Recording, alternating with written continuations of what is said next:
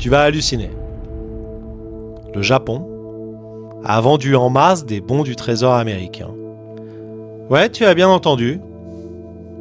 Le premier créancier étranger des États-Unis se déleste.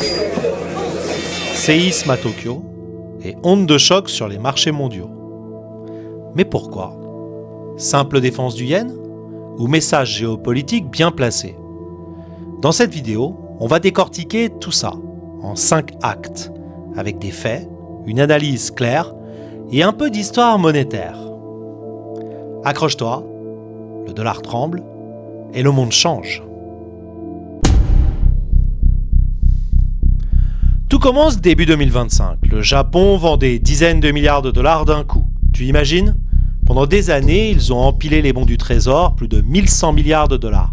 Et là, ils liquident. Résultat, le yen, qui s'effondrait depuis des mois, remonte en flèche. Les spéculateurs, pris au piège, on appelle ça un short squeeze. Violent. Les taux US explosent, Wall Street panique. Si même le Japon vend, qui va rester ? Mais ce n'est pas tout. Le Nikkei dégringole, la Banque du Japon sous pression, Washington, surpris. Et tu crois que le Japon a paniqué ? Attends de voir ce qu'il préparait vraiment. Tokyo s'explique. Masato Kanda, vice-ministre des Finances, annonce « On défend notre monnaie ». Point final. Et ce n'est pas tout. Tu sais ce qu'ils ont vendu ? Des bons à long terme. Pas ceux qu'on écoule en urgence, ceux qu'on garde précieusement. C'est là que ça devient stratégique. Parce que ça envoie un message caché à Washington. On veut plus payer pour votre train, au détriment de notre peuple. Et devine quoi ? Ça tombe pile quand Trump revient au pouvoir. Coïncidence ? Franchement.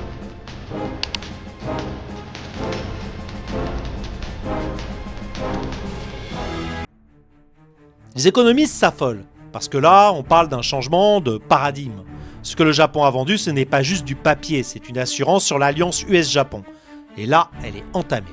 Les taux montent, les actifs en dollars japonais se déprécient, et surtout, si d'autres pays suivent, le château de cartes tombe. Et là, tu te dis peut-être, mais pourquoi le Japon prendra un tel risque ? La réponse est simple. Il ne s'agit plus de stratégie économique, il s'agit de survie monétaire. Le yen est en jeu, mais aussi le système mondial.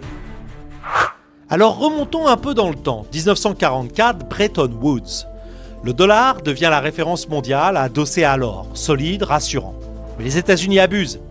Ils impriment toujours plus. Nixon coupe le lien avec l'or, mais le dollar survit grâce à un pacte secret avec l'Arabie Saoudite. Le pétrodollar est né. Le pétrole se vend en dollars et les pétroménarchies recyclent leurs gains en bons US. Même après l'arrivée de l'euro, du yuan, le dollar reste ultra dominant. Mais ce système repose sur une chose, la confiance. Et cette confiance commence à s'effriter. Le Japon n'est pas seul. Partout, les signaux clignotent. Chine et Brésil échangent en yuan et réal. Russie passe au yuan. L'Inde délaisse le dollar pour ses voisins. Les banques centrales achètent de l'or, plus de 1000 tonnes en 2022. Les BRICS parlent d'une monnaie commune. Le yuan devient plus fort. Même l'Arabie Saoudite parle de vendre ses dollars pour du yuan. Le monde change. Le dollar est encore roi, mais pour combien de temps ? Alors, en guise de conclusion, maintenant, ce que le Japon a fait n'est plus qu'un simple ajustement. C'est un avertissement mondial. Les États-Unis ne peuvent plus vivre à crédit sans conséquence. Le reste du monde réclame un système plus équilibré et le Japon, malgré lui, a lancé le premier domino. Tu veux savoir ce que ça change pour toi ? Taux d'intérêt, inflation, emploi, tout est connecté. Like la vidéo, abonne-toi à Nikostalk et dis-moi en commentaire, le dollar va-t-il tomber ? Sommes-nous à la veille d'un basculement historique ? Merci d'avoir regardé jusqu'au bout, à très bientôt pour ce nouveau Nikostalk. Et le dernier mot en japonais, shuen, est-ce la fin d'une ère ?